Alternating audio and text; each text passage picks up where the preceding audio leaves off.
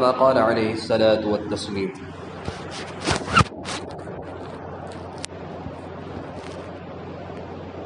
دین چند چیزوں کا نام ہے: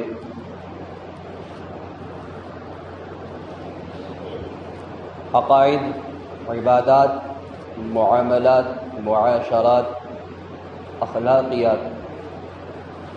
ان میں سب سے پہلے مقدم عقائد ہے۔ کیا مطلب عقیدے کا؟ عقیدے کے مضبوطی کا مطلب یہ ہے کہ ہمارے دل میں یہ بات بیٹھ جائے کہ کرنے والی ذات اللہ کی ہے، نفع کا مالک اللہ، نقصان کا مالک اللہ۔ ایک انسان ہے، بڑے سے بڑا وہ عمل کر لیتا ہے، لیکن عقل کے اندر، عقیدے کے اندر، عقائد کے اندر فطور ہے، عقیدے کے اندر بگاڑ ہے، تو بڑے سے بڑا عمل بھی اس کو فائدہ نہیں دے گا۔ اللہ اس کو کہتے ہیں وَقَدِمْنَا إِلَىٰ مَا عَمِلُوا مِنْ عَمَلٍ فَجَعَلْنَاهُ هَبَاءً مَنْثُورًا۔ عمل تو بہت وزنی اس نے کیا دیکھنے کے اعتبار سے، لیکن عقیدہ اس کا خراب ہے، اللہ پر اس کا بھروسہ نہیں ہے، تو اتنے بڑے پہاڑ جیسے عمل کو بھی اللہ فرماتے اڑتی ہوئی ریت کے ہوا کی طرح اس کا حشر ہو۔ اور ایک انسان ہے، چھوٹا سا عمل اس نے کیا، لیکن عقیدہ اس کا مضبوط ہے کہ میرا مالک اللہ ہے، نفع کا مالک اللہ، نقصان کا مالک اللہ۔ عمل معمولی سا کیا اس نے، چھوٹا سا عمل کیا، لیکن عقیدہ اس کا مضبوط ہے، تو فرماتے ہیں یہ چھوٹا سا عمل بھی اس کے ترازو کو اتنا بھر دے گا کہ اس کا ترازو، نیکی والے ترازو پلڑا بھاری ہوگا۔ اس کو دلیل سے ثابت کرتے ہیں، حضرت داؤد علیہ السلام نے اللہ رب العزت سے پوچھا کہ اللہ، میں میزان کا ترازو دیکھنا چاہتا ہوں، جس ترازو کے اندر آپ بندوں کے اعمال نامے تولیں گے، ناپیں گے، اللہ میں وہ ترازو دیکھنا چاہتا ہوں۔ تو حضرت داؤد علیہ السلام کو اللہ نے وہ ترازو بتایا۔ کتابوں کے اندر آتا ہے کہ وہ ترازو کتنا تھا؟ ایک پلڑا مشرق سے لے کر مغرب تک، اتنے بڑا ترازو تھا۔ جب فلما رآہ غشی علیہ، جب داؤد علیہ السلام نے وہ پلڑا دیکھا تو غشی طاری ہو گئی۔ فلما فاق، جب اچھے ہو گئے تو حضرت داؤد علیہ السلام نے اللہ رب العزت سے کہا، اے اللہ، اتنا بڑا ترازو، مشرق سے لے کر مغرب تک اتنا بڑا ترازو، کہ کون اتنے نیکیاں کرے گا؟ کیسے یہ ترازو بھرے گا، یہ پلڑا بھرے گا؟ ارے آپ کو کہیں گے مسجد کو رائی کے دانے سے بھرنا ہے، تو آپ بولیں گے بہت دن لگیں گے رائی کے دانے سے۔ اب اتنا بڑا ترازو، اس کو نیکیوں سے کیسے بھرا جائے گا؟ اللہ رب العزت فرماتے ہیں یا داؤد انی اذا رضیت عن عبدی ملأتہ بتمرۃ واحدہ۔ اے داؤد علیہ السلام، میں جب کسی بندے سے راضی ہو جاتا ہوں، خوش ہو جاتا ہوں، تو اتنا بڑا ترازو ایک نیکی کے ذریعے بھی پورے ترازو کو بھر دوں گا۔ بس اللہ کی خوشی کا معاملہ، اللہ خوش ہو گیا تو کسی کو بھی معاف کر دے۔ تو خلاصے کلام یہ ہے بات کا کہ سب سے پہلے بنیادی جو چیز ہے عقیدہ، ہمارا عقیدہ مضبوط کہ کرنے والی ذات اللہ، نفع کا مالک بھی اللہ، نقصان کا مالک اللہ، عقیدہ مضبوط۔ جب تک ہمارا عقیدہ مضبوط نہیں ہے اس وقت تک ہمارے اعمال، نماز، روزہ ہم کو کام نہیں دے سکتے۔ کیوں نہیں دے سکتے ہیں؟ اس کی مثال یہ سمجھو بھائی، ایک کنواں ہے اور ایک کنویں کے اندر ایک چوہا مر گیا یا کوئی بڑی چیز بر گئی، آپ پورے کنویں کا پانی آپ نے نکالا، لیکن وہ چیز اس کے اندر مری پڑی ہوئی ہے تو پانی پاک نہیں ہوگا، لیکن اس چیز کو نکالیں گے پانی پاک ہو جائے گا۔ تو ہم اعمال کتنے بھی کریں گے لیکن ہمارا عقیدہ خراب ہے، اللہ پر صحیح معنوں میں ہمارا ایمان اور یقین نہیں ہے، تو اتنے بڑے اعمال بھی ہمیں فائدہ، ہمارے لیے فائدہ مند، نفع بخش نہیں ہو سکتے۔ پھر عقیدے کے بعد درجہ ہے عبادات کا۔ عبادات کے اندر سب سے پہلے مقدم اگر کوئی چیز ہے اللہ کے بندو، وہ ہے نماز۔ اللہ کے رسول صلی اللہ علیہ وسلم سے ایک صحابی نے پوچھا، ای الاعمال افضل یا رسول اللہ صلی اللہ علیہ وسلم، اعمال میں سب سے افضل عمل کون سا ہے؟ حضور صلی اللہ علیہ وسلم نے فرمایا الایمان باللہ، اللہ پر ایمان رکھنا۔ صحابی نے فرمایا ثم یا رسول اللہ صلی اللہ علیہ وسلم، اس کے بعد سب سے افضل عمل کون سا ہے؟ اللہ کے رسول صلی اللہ علیہ وسلم نے فرمایا الصلاۃ علی وقتها، پابندی کے ساتھ وقت مقررہ پر نماز ادا کرنا سب سے بڑا عمل۔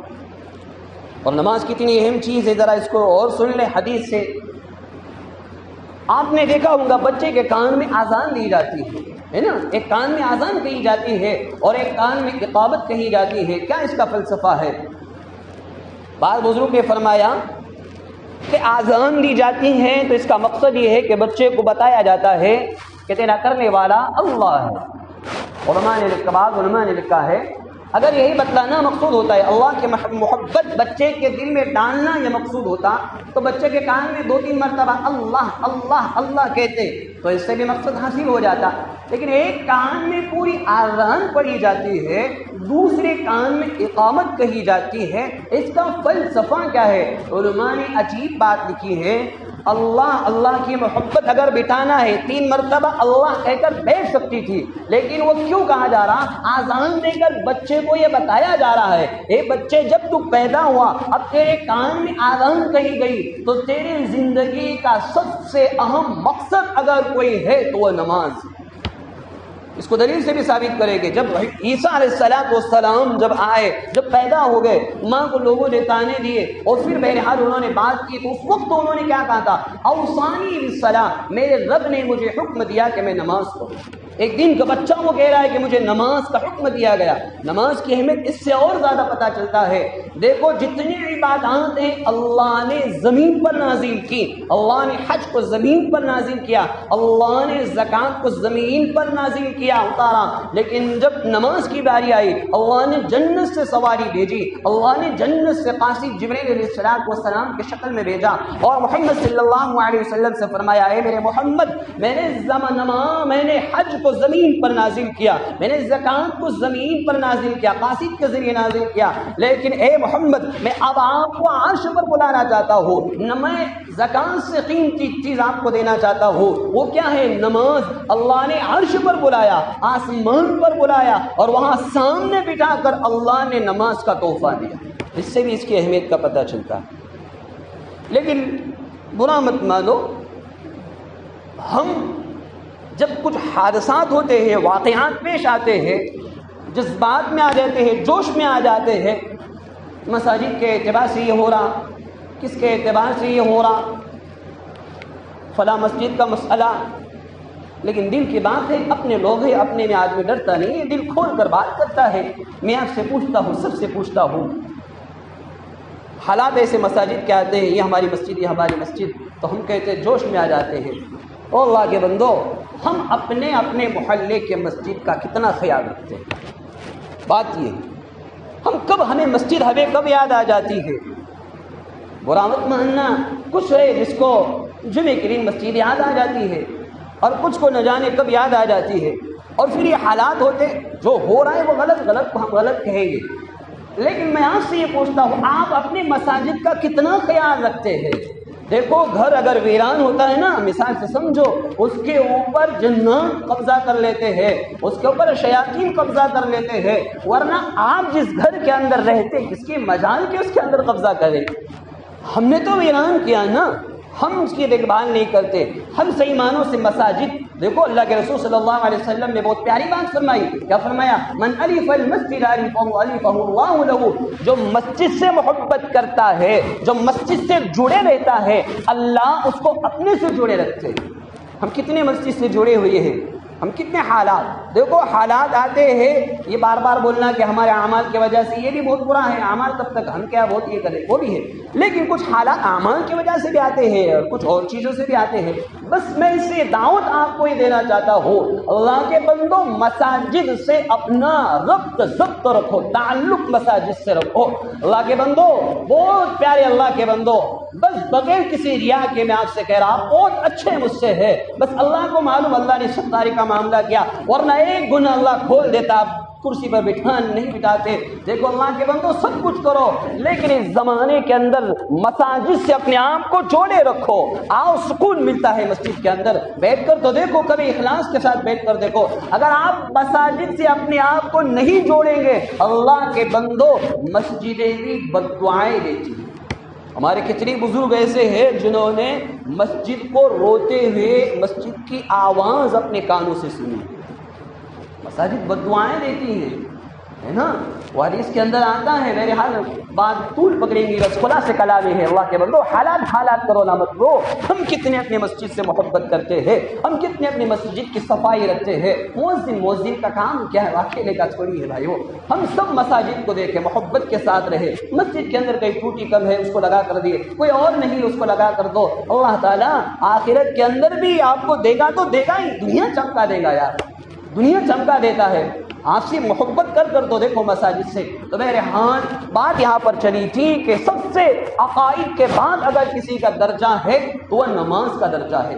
بس ایک بات بول کر اپنی بات کو ختم کرتا ہوں. دیکھو ہمارے نبی صلی اللہ علیہ وسلم وہ شفیق نبی تھے. قرآن کہتا ہے بالمؤمنین رؤوف الرحیم. فرمایا ایسا نبی ہے, رحیم نبی ہے, شفیق نبی ہے. اللہ کے رسول نے کبھی بد دعا نہیں کی. احد کے میدان کے اندر بھی آپ صلی اللہ علیہ وسلم کے اوپر حالات آئے, دندنانے مقداد مبارک شہید ہو گئے, پھر بھی اللہ کے رسول نے بد دعائیں نہیں کی. طائف کے میدان کے اندر تو بارہا آپ واقعہ سنتے ہیں کہ کس طرح آپ صلی اللہ علیہ وسلم کی کیفیت تھی. خون یہاں سے جو نکلتا تھا جوتے کے اندر پڑتا تھا, پھر بھی اللہ کے رسول نے بد دعا نہیں دی. ایک موقع پر غزوہ خندق کا موقع ہے.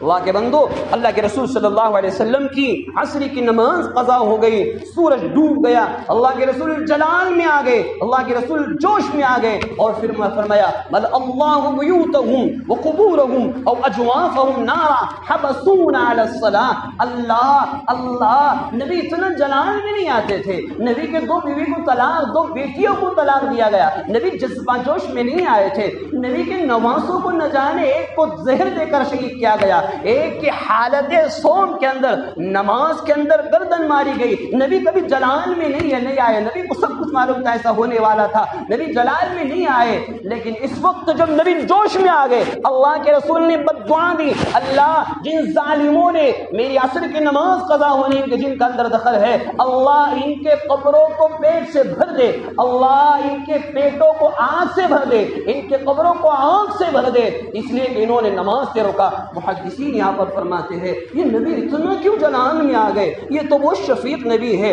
بہت پیار کرنے والے امت پر یہ نبی ہے. آج کیوں اتنا نبی کو جلال آ گیا, کتنا آج کیوں اتنے نبی جوش کے اندر ہے, بد دعا دے رہے. علماء نے لکھا ہے نبی طائف کے اندر نبی کے ذات کا مسئلہ تھا, یہاں پر نماز کا مسئلہ تھا, اس لیے نبی نے بد دعا دی. ظالموں تم نے نماز سے مجھے روکا. تو اس سے بات سے پتہ چلتا ہے کہ نماز ایک مومن کی علامت کیا ہے. بات ختم کرتا ہوں, کیا علامت ہے؟ ہر چیز کی تو علامت ہوگی نا بھائی. ایک ڈاکٹر ہے تو اس کی ایک علامت ہوتی ہے, ایک پولیس ہے اس کی ایک علامت ہوتی ہے, اس کے اندر بھی پی ایس آئی, اس کے اندر P I, S H O, S P, D S P, D Y S P, بہت سارے ہیں, ڈی آئی جی, سب کی ایک علامت ہوتی ہے. آپ سمبل اس کے ان کے ہوتا ہے, سب کی علامت ہوتی ہے. کسی کو 3 ہوتے ہیں, کسی کو 4 ہوتے ہیں, سب کی ایک علامت ہوتی ہے. تو ایمان والے کی کیا علامت ہے؟ میں مومن ہوں تو کیا علامت ہے اس کی؟ قرآن کہتا ہے اس کی علامت یہ ہے ما کان اللہ لیضیع ایمانکم. آج ہم خود اپنے دل کے اندر غریبان کے اندر جھانک کر دیکھیں کہ وہ ایمان والی کی علامت میرے اندر ہے یا نہیں. اللہ کے رسول صلی اللہ علیہ وسلم بیت المقدس کی طرف 16 یا 17 مہینے اللہ کے رسول نے منہ کر نماز پڑھی. حضور کی خواہش یہ تھی کہ میرا کعبہ مکہ مکرمہ ہو. تو پھر نماز کے اندر ہی اللہ کے رسول کو حکم ہوا, اللہ کے رسول نے کعبہ کی طرف چہرہ پھیرا. تو اس وقت قریش مکہ نے کہا کہ تم نے 16 مہینے جو بیت المقدس کی طرف یا مقدس کی طرف منہ کر نماز پڑھی, اللہ نے تمہارے 16-17 مہینے کے نمازوں کو ضائع کیا. قرآن نے آیت اتاری ما کان اللہ لیضیع ایمانکم. اللہ ایسا نہیں ہے کہ تمہاری نماز تمہارے ایمان کو ضائع کرے گا. میں آپ سے پوچھتا ہوں, میرے رسول نے, آپ کے رسول نے وہ 16 یا 17 مہینے ایمان کا بیت المقدس کی طرف منہ کر ایمان پڑھا تھا یا نماز پڑھی تھی؟ کیا پڑھی تھی؟ نماز پڑھی تھی نا، تو قرآن کو یہاں پر نماز کہنا چاہیے نا، قرآن ایمان کہتا ہے۔ عجیب بات مفسرین نے لکھی ہے، قرآن یہاں سے یہ پیغام دینا چاہتا ہے ایمان والے کی علامت کیا ہے؟ فرمایا کہ جس کے زندگی میں نماز ہے، قرآن سے ثابت کر کر بتا رہا ہوں، جس کے زندگی میں نماز ہے وہ ایمان مومن کامل ہے، اور جس کی زندگی میں نماز نہیں ہے وہ سوچو مومن کامل کیسے ہو سکتا ہے۔ دیکھو نماز میں لطف آتا ہے، بات بہت طول پکڑ رہی ہے، وقت تو زیادہ ہو رہا ہے۔ اللہ کے بندو، جن لوگوں نے تراویح پڑھی، جن لوگوں نے نمازیں پڑھی رمضان کے اندر، کتنا لطف ان کو آیا، پوچھو کتنے اللہ کے بندے ہیں کہ انہوں نے پورے ایک دن کی تراویح ان کی قضا نہیں ہوئی، اللہ ان کے تراویح کو بھی قبول فرمائے۔ نماز کے اندر لطف آتا ہے، پڑھ کر تو دیکھو نماز ایک ہی ایسی چیز ہے جس سے ہم اللہ سے بات کرتے۔ انسان جب نماز کے اندر عجیب غریب لطف آتا ہے۔ شبلی سے کسی نے پوچھا، اے شبلی ہمیشہ سر تو زمین پر رکھتا ہے، کیا مزہ ملتا ہے یار تجھے؟ شبلی کہتا ہے، ارے تم نے تو عشق کے مزے چکھ لیے، میں نے تو خدا سے عشق کے مزے چکھ لیے۔ کیا فرمایا؟ کیا ہوتا ہے تجھے اتنا لمبا تو سجدہ کرتا ہے؟ شبلی نے کہا تمہیں کیا معلوم؟ فرمایا میں جب سجدہ کرتا ہوں اتنا لطف مجھے آتا ہے، اتنا مزہ مجھے سجدے میں آتا ہے، مجھے ایسا لگتا ہے میرا سر میرے اللہ کے گود میں رکھا ہوا، اور میرا سر میرا اللہ کے گود میں۔ لطف آتا ہے نماز میں۔ اللہ کے بندو، نماز کا اہتمام کرو، مساجد کی قدر کرو۔ ہم خود مساجد کی قدر نہیں کریں گے تو پھر حالات آتے ہیں۔ مساجد کے دیکھ بھال کرو، مساجد سے محبت کرو، مساجد کے نظام کو منظم بناؤ، مضبوط بناؤ، پھر دیکھو اللہ کی رحمتیں اترتی ہیں۔ اللہ کہی گئی باتوں پر مجھے بھی اور آپ کو بھی عمل کرنے کی توفیق عطا فرمائے۔ وما توفیقی الا باللہ۔ سنت پر